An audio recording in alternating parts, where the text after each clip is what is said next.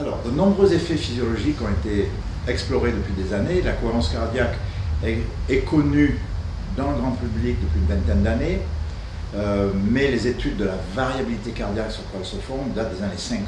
Donc on a, sur la variabilité cardiaque, à peu près 15 000 études. Sur la cohérence cardiaque, bien sûr, il y en a moins, c'est plus récent. Mais les études montrent que l'effet principal, qui est responsable de la plupart des effets émotionnels par la suite, c'est une baisse de cortisol. Le cortisol, c'est l'hormone de stress.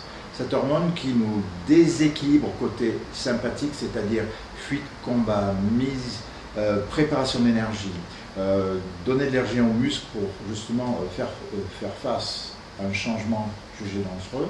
Donc la plupart d'entre nous, à cause du stress, sommes un peu surdosés en cortisol. Donc c'est l'effet principal. Mais il y a d'autres effets aussi, une augmentation de la DHEA, notre hormone, qui a été appelée l'hormone de jouvence. Le cortisol et le stress nous font vieillir prématurément. Donc la pratique régulière de la cohérence cardiaque a été montrée comme étant favorable à, je veux dire, un rajeunissement physiologique, avec une augmentation de la DHEA.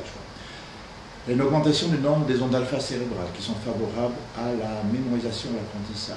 Il est certain que lorsque vous êtes en mode stress, vous ne prenez pas de bonnes décisions, vous êtes en mode réflexe et par réflexion, et puis on est en mode agir vite.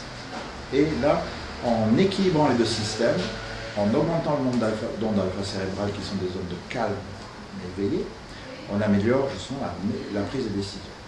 Et puis il y a pratiquement toutes les hormones qui sont équilibrées. Je pense à la dopamine, la sérotonine, où les déséquilibres se voient par exemple dans la dépression.